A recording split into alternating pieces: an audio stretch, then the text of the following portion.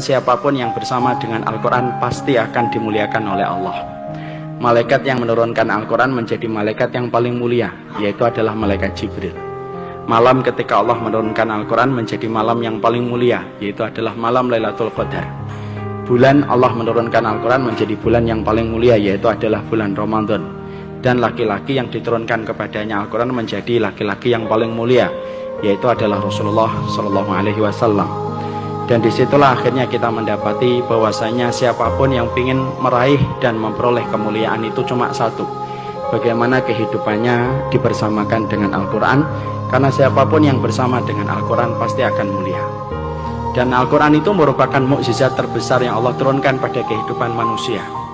Mukjizat ini menenggelamkan mukjizat-mukjizat yang lainnya tanpa menafikan bagaimana keutamaan mukjizat yang lainnya. Mukjizat Al-Quran itu mengalahkan mukjizat Nabi Musa dengan tongkatnya yang mampu merubah lautan menjadi daratan.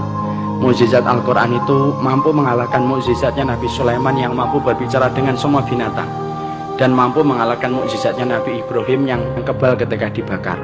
Karena semua mukjizat para nabi dan mukjizat para rasul itu hilang bersama dengan wafatnya mereka.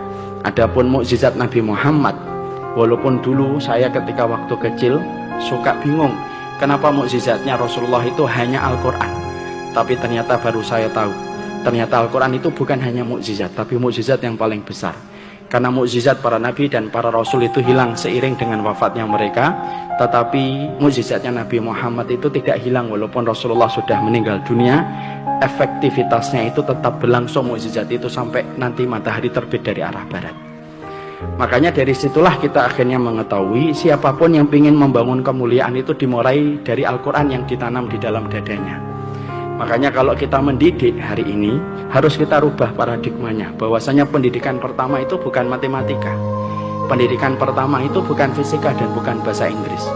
Tapi bagi kaum yang beriman kepada hari akhir, ketika telah mengimani semua perkataan Rasulullah, pendidikan pertama dalam kehidupan anak itu adalah Al-Quran. Karena Al-Quran itu apabila telah hidup pada kehidupan seseorang, maka sesungguhnya mukjizat itu sudah ada di dalam dada anak itu. Dan kalau mukjizat itu sudah hidup dalam dada seseorang, maka Allah itu tidak punya alasan untuk tidak menolong orang yang di dalam dadanya itu ada Al-Quran.